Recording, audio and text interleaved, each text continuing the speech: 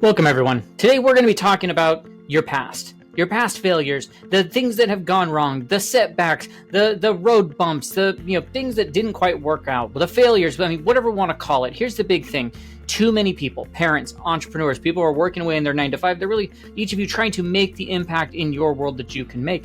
And you keep dragging your past around with you like it's this heavy weight, like it's a life sentence that you've had, like just sitting over you because it somehow has disqualified you from who it is that you're meant to be. But in reality, the failures you had, the setbacks, they're what make you uniquely you. They should be your fuel. They lead to your superpowers and allow you to make the impact that only you can make, because you are the only person with your combination of gifts, superpowers, and experiences, which means you are the only person who can make an impact in certain people's lives, because that's what they need.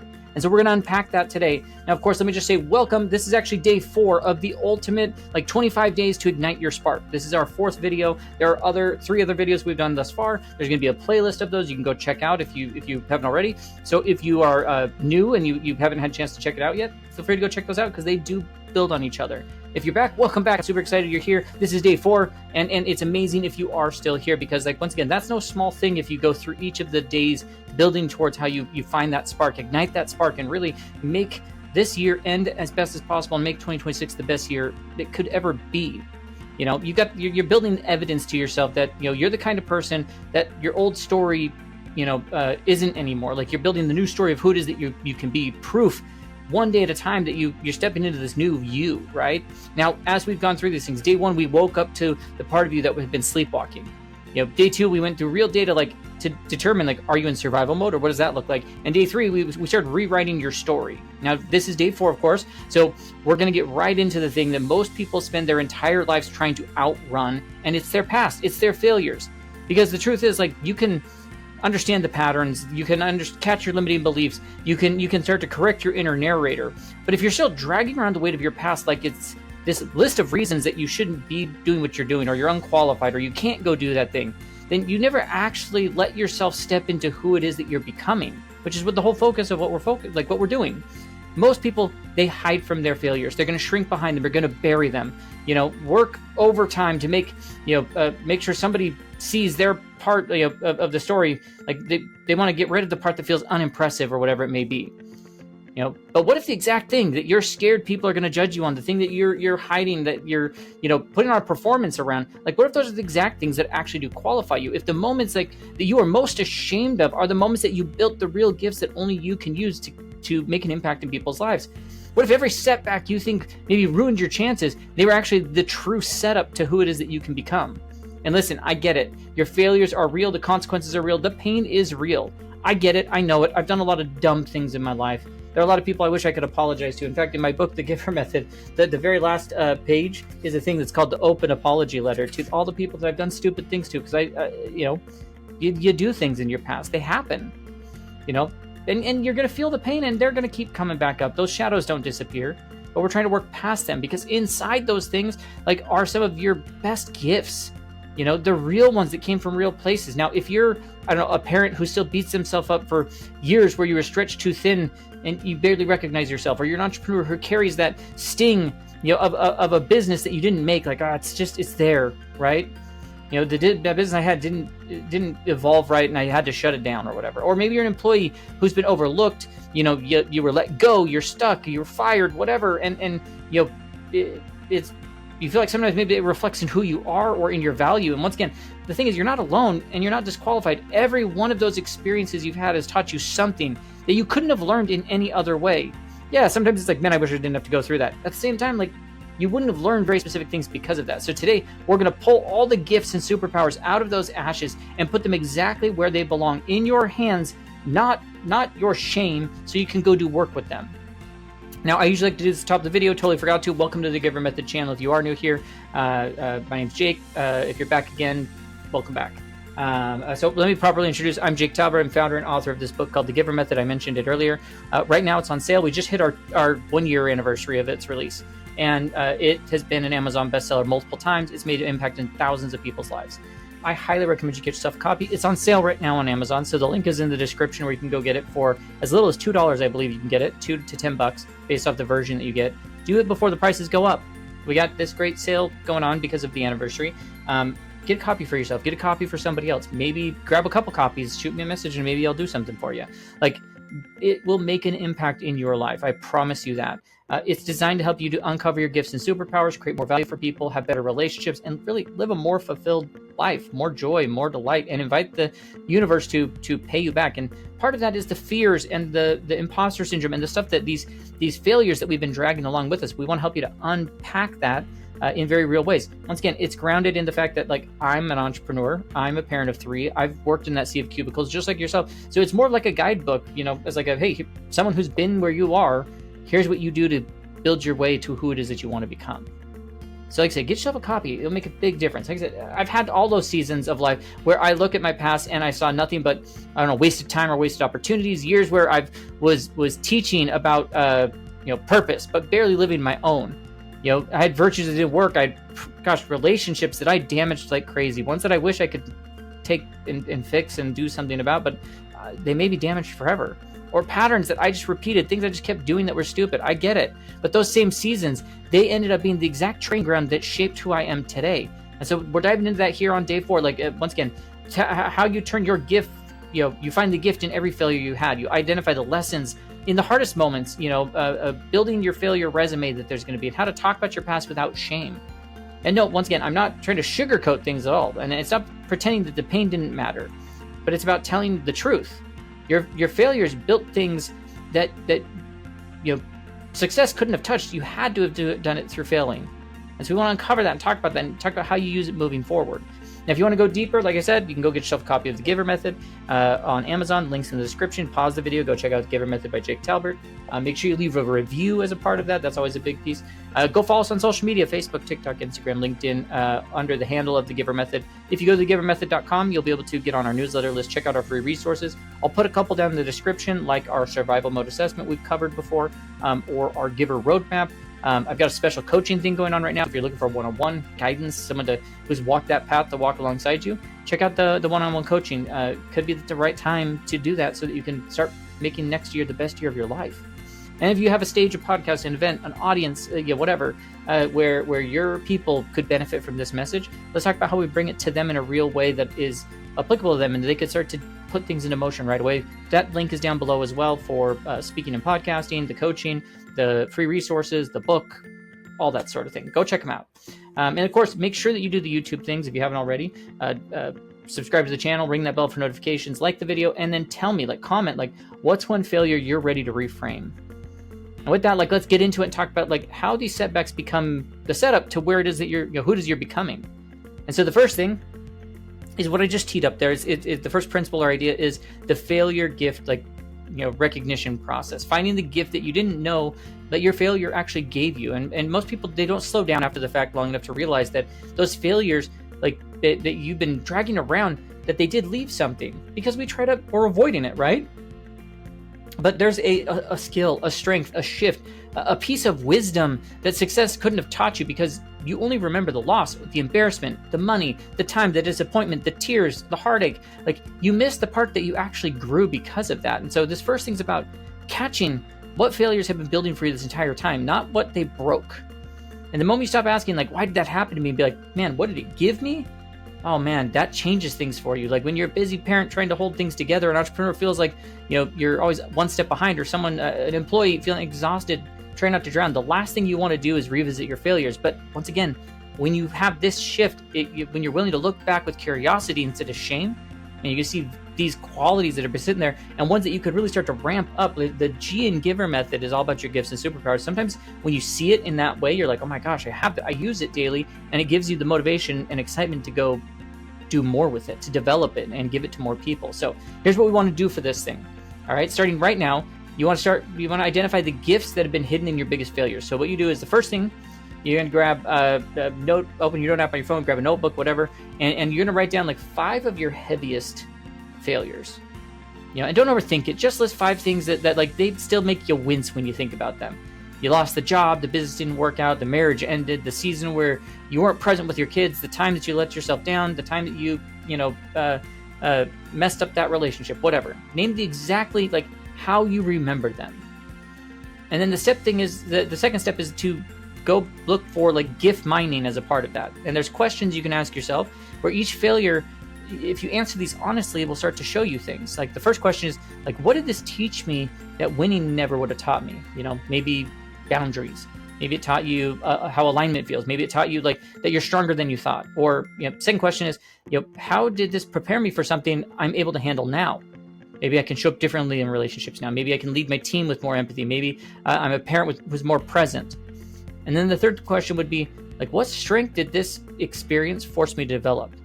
Resilience, discernment, courage, clarity, patience under pressure, like the ability to rebuild, like whatever. It's write whatever comes up. Don't overthink it. Even if it feels small, write it. Trust me, it makes a difference. And then the third step here, after you've now answered the questions, I know what the failures are, I've identified the gifts, answer those questions. It's like, okay, well, now turn the failure into a one sentence reframe where it's like, hey, because blank happened, I now can blank. Because my business failed, I now can build one aligned with my gifts. Because my job ended, I now trust myself more than titles, or hey, because I missed many moments with my kids, I now guard my time like it matters, because it does. Whichever, like, write one out for each of those failures that you hit on. And then the fourth thing there is going to be like, look for your curriculum. When you put your 5 reframes next to each other, what patterns start to reveal themselves? What's my past been training me for? Maybe deeper leadership, maybe supporting others who feel unheard. Maybe it's raising your kids in a different kind of way, a more present way. Once again, this is where your story starts making more sense, where it's like, oh man, now I can actually go do these things. Because once again, people, when they replay their failures, they do it like it's proof that they're unqualified and never ask the question that changes everything. Like, what did I gain from surviving that? And when you start identifying these gifts and the setbacks, your past stops working against you and it starts working for you. You realize there's no wasted years, or mistakes or seasons that you'd rather forget. Like the moments that you had those setbacks, like they stopped defining you and they actually started equipping you to go do more for people. Now, the second area, principle or whatever that I want to focus on is once you've done that, is now like, well, let's look at your failure resume. It's proof we're qualified, actually, because most people have heard that phrase like, failure is a great teacher, but like then we just kind of nod at it and we move on with our lives. Like we don't actually pay attention to it. So here's the thing. Like if the lesson from your failures only lives in your head, it stays vague and heavy.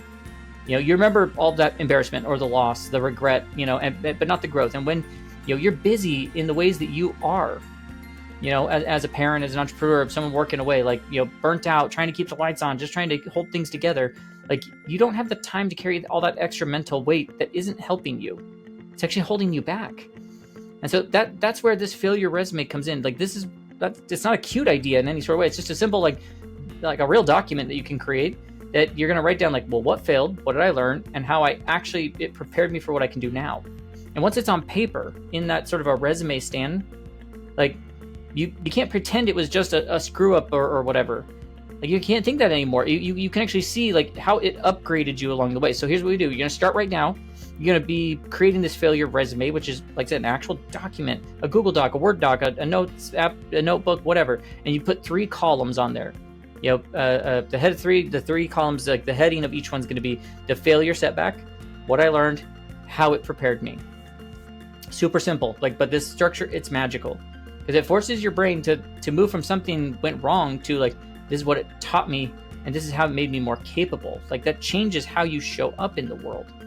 And so then after you put those 3 columns, you're going to list 5 to 10 real failures that sting under the setback column. Like write down those 5 to 10 moments: being fired or laid off, the business collapsed, marriage or relationship ended, I was checked out as a parent, my health crashed, burnout, addiction, meltdown, dumb decisions, program you quit, degree you didn't finish, whatever, opportunity you walked away from. Write them down the way you remember. I got fired from my sales job in 2017. My marriage ended after X amount of time. I closed my business after this. I lost this much money. I missed my big chunk of my kid's childhood. Like how it comes to you. Don't be vague. What is it actually like as you think about it? What was it? And if it makes you wince, it probably belongs on that list. Then you're going to capture the what I learned. What each failure actually taught you. And so you're gonna say, okay, if I'm being honest, what did this failure actually teach me? Once again, skip the vague, like it taught me to be better. Like, no, be very specific. I learned I need to work with that. I need work that fits within my strengths, not just my paycheck. I learned to be passion isn't enough for a business. I have to understand the numbers, the systems, the market, like whatever that may be. The goal here isn't to make the failure look pretty. It's just to extract the real hard-won wisdom so your brain stops treating it like random painful accident that you were in. And then this is where you now connect it to like how it prepared you. Well, now I'm more prepared because I learned that. What am I able to do now? What can I handle or help with that I couldn't before? So examples would be like, hey, the failure was like, got fired from that sales job. I was like, well, I learned, autonomy and alignment are more important than just a safe job. And it prepared me for starting work that actually fits my gifts and helping people to spot when they, maybe in the wrong role as well. Or, hey, I had to shut down a business after 18 months. Like, well, hey, I learned I need a real model, not just a passion, and building my business, like the next business, on tested principles that, first failure became my kind of like my real world MBA. Maybe the failure was something like, hey, I missed a lot of my kids' early years because I was a workaholic. It's like, well, I learned that there's one thing you don't get back, and that's time.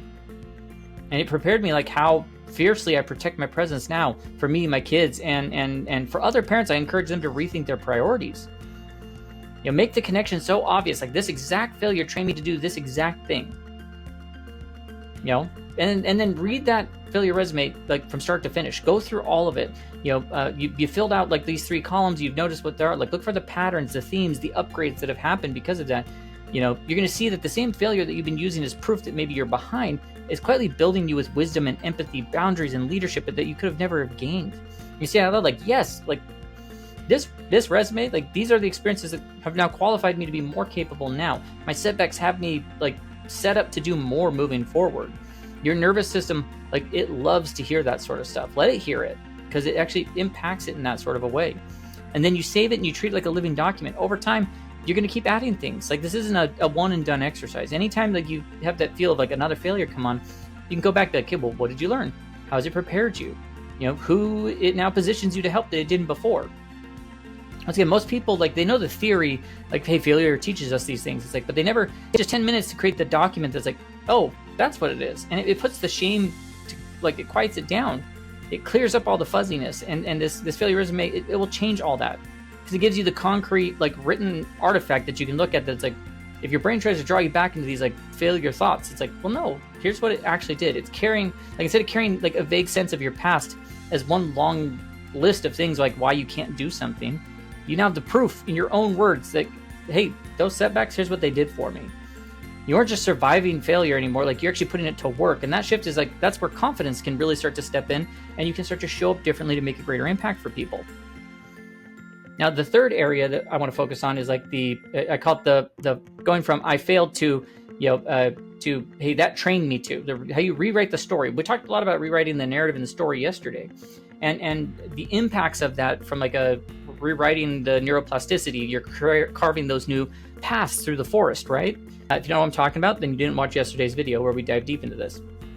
So we want to rewire the story. We want to rewrite it in the way that of how we look at it from like not as a shame failed thing to like oh, this is what it actually taught me.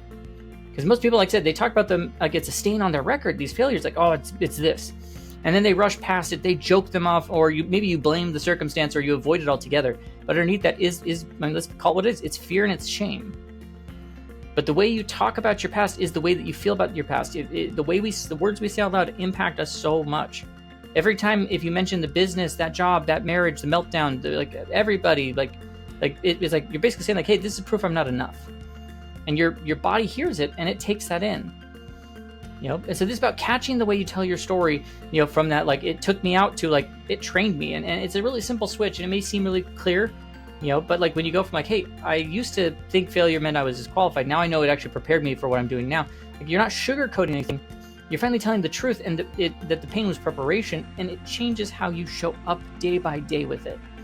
So starting right now, you're going to practice speaking how you speak about your failures, from a setback to a setup structure.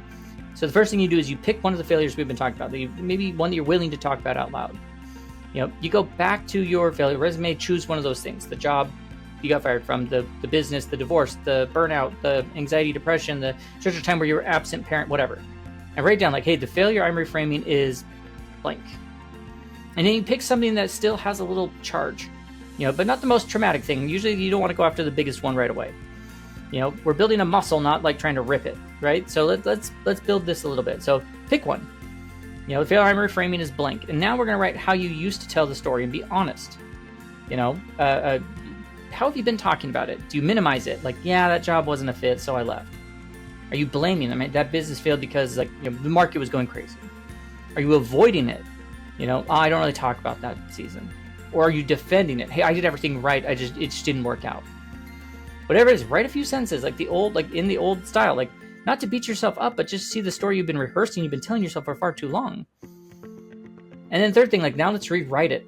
How do we take it from a setback to a setup? Hey, I used to think blank, whatever failure.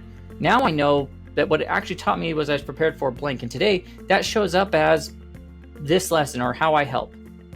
So the old one would be like, hey, I got fired. It was rough. And then I found out, I found something else. Like now it's like, hey, I got fired from that, corporate role. I used to think it proved I wasn't cut out for that level of work. Well, now I know it actually pushed me to stop forcing myself into something that didn't fit me. And that experience taught me to trust my gut around misalignment and see exactly how to help others to realize the same thing, so they don't end up in the wrong role like I did.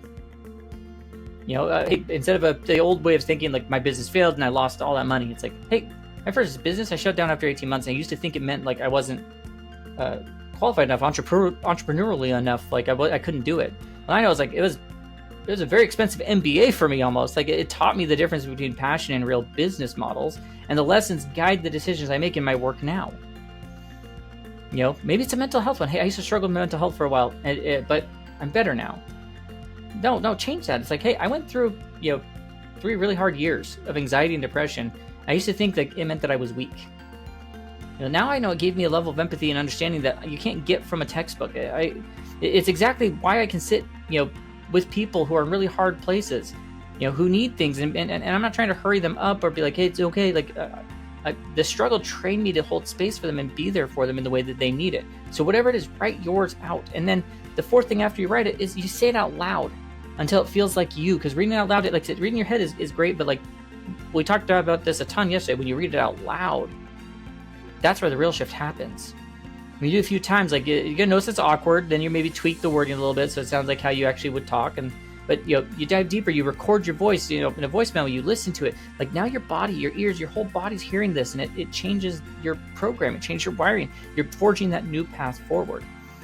And then you find a way to use it in a real conversation this week. You look for a natural moment where you could be like in a conversation with your friend or spouse, like a call with a client, job interview, whatever, a short social post, like pulls back the curtain a little bit, like whatever it is, like you use this new version to talk about what happens. And what you'll notice is like people are going to lean in instead of pulling away. Or you're going to hear people say things like, hey, I felt that too. Or like, hey, thanks for sharing that. Like you build more trust, not less. Like, and that's proof. Like your honesty doesn't make you less credible. It actually is one of your greatest assets that you have as a part of that. And then you rinse and repeat with other chapters. You go back through and you do that again, and you start to pick apart some of the bigger ones. You start to change your story. Like how you tell your story changes how you actually live the current story you're in. And if you keep telling it the past like it's the highlight reel, the hard parts blurred out, avoiding it, misdirecting whatever it is, like that's the type of life you're going to be leading. You're going to be in a performance mode, and that burns your energy like crazy. But when you start saying things like, hey, I used to think it meant I was disqualified, now I know it prepared me for. Once again, you're not trying to impress people, but you're just retraining your brain. Like, hey, it taught me something. This taught me something here, and that shift, like it changes things. Like as burned out parents or tired entrepreneurs or stuck employees, like if you're staring here at the end of the year wondering like, man, was this a waste? No, you can rewrite your history and finally tell yourself the whole truth. Like, man, whatever I did, like it hurt, and yes, it built you. It made you something different, and that's the kind of story that you can actually build a future on. And then the fourth area I want to focus on is like, think of it as, we talked about your failure resume, but not real world resume. Now we look at it as qualified. Because once again, you're the only person with your combination of gifts, superpowers, and experiences, which means you're the only person who can take those lived experiences and actually make an impact in people's lives. But when you think about qualified, your brain jumps to like degrees or certifications or job titles. Meanwhile, the hardest stuff you lived, like that you feel it was embarrassing or regrettable, like, or let's not talk about that, like those are actually your qualifications. And people miss that. The kind of impact that you're wired for helping real humans in real life is based off your lived experiences. It's so often missed. Like, it's worth so much more than things in a classroom, a course, or some fancy credential. The dad who rebuilt after being laid off understands job loss differently than any textbook. The entrepreneur whose first business crashed sees risk and cash flow and misalignment more clearly. The employee who stayed in some soul-sucking job too long can now spot red flags that someone who just read about toxic culture, in a case study, like they're going to know more than that person who read all day long. So we're going to talk about qualification mining as a part of this. So like it's, hey, what am I qualified for despite my failures? No, that's not what we're asking. You're going to start asking yourself, like, well, what am I qualified because of my failures? You stop treating your story like the liability and realize, like, wait, I've actually been in the trenches where these people are. I can help them. And so right now, like, you're going to start to go through and mine these failures for these specific qualifications. So the first thing is, like, first one is going to be to name your hard-won expertise. Where it's like, you grab that failure resume, you go through the last few principles, and you're like, okay, well, what do I now understand in a way that only someone who lived through this would understand? And once again, skip the vague, like, I'm stronger now. It's like, no, got fired. I understand, like, the identity punch of losing a job. What those first few days feel like, how to practically rebuild, updating the resume, like knowing what that path forward is like. How to have that conversation with your spouse.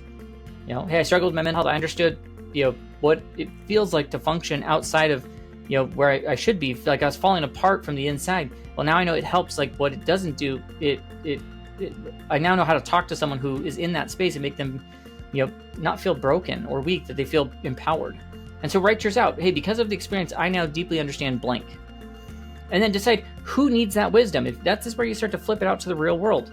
Who needs that? Who needs what you used to, like, well, gosh, people who just got laid off, or first-time entrepreneurs, parents trying to break these patterns that they grew up with, high achievers quietly battling anxiety and burnout. So, hey, the people who need this are blank. And then you write your qualification statements where you connect all the dots together. Hey, because I blank, I'm uniquely qualified to help these people with this thing. Hey, because I survived getting fired, I was able to rebuild from scratch. I'm uniquely qualified to help other professionals navigate, unexpected job loss, both in practical steps and emotional chaos. Because I walked through the long season of anxiety, I found my way forward. I'm now uniquely qualified to sit with others in a space without minimizing their pain. Write yours down. Claim those lived experiences as credentials. Hey, the experiences I had include rebuilding after the failure, the job loss, navigating heartbreak, learning the hard way how to blank, like breaking patterns around blank, like whatever. These are your real world qualifications that you need, that people, people don't read about, but they need out there. You might notice that there's a theme where maybe you're a transition person, a resilience person, a boundary person, a starting over person, whatever. Like there might be a theme that could be a big clue to the kind of impact that you're built to make. And then after you've done that, decide where these qualifications belong. And it is where you get practical, where it's like, okay, where could this actually help someone right now? It doesn't have to become a business or a brand. Like it could, but like that doesn't, like, once again, it could be super small. It could be, you bring a friend, being the friend that people call when they get laid off, heartbroken, like the mentor to a new employee, bring perspective, into leadership with your team, your family, whatever, sharing short stories online, like whatever it is, you can write it out, these live experiences, like, hey, I could use this to help blank people in this blank context. And it might be as simple as like, hey, next time someone, in my circle goes through blank, I'm not shrugging it off. I'm going to show up intentionally because I can speak their language. And then you got to practice your expertise without shrinking. Like, you practice saying that, hey, the real world experience I have is blank because I lived through blank, and that's why I'm able to help these people. Like, once again, it's not like I'm not an expert, or it's just my opinion, or I just don't have the credentials. No, I'm not pretending to do something that you're not. You're simply like refusing to ignore that there's real education that came from the experiences that you lived. Most people, like, you're meant to help. They don't need a perfect expert. They need the real human. They need you're the only person with that combination of gifts, super present experiences. You're the only person who can impact them the way you can. When you mine these past things for qualifications, like you're treating it like instead of like regrets, like, well, no, these are qualifications of who I am. It's not wasted years anymore. It's the moments where you're ashamed become the very reasons people trust you. You stop feeling behind and realize like, oh, it's got me ready for where I am all along. Whatever it is, if you're trying to figure out your next chapter, you're not starting from zero. You're walking around with this whole backpack of hard-earned wisdom, and qualifications that you've now pulled out. It's simply you're opening that backpack and looking for like, hey, what's in here? And be like, oh yeah, that counts. I could use that here. Now, before we wrap up day 4, here's what I want you to remember. These failures, they were never meant they never just qualified you, right?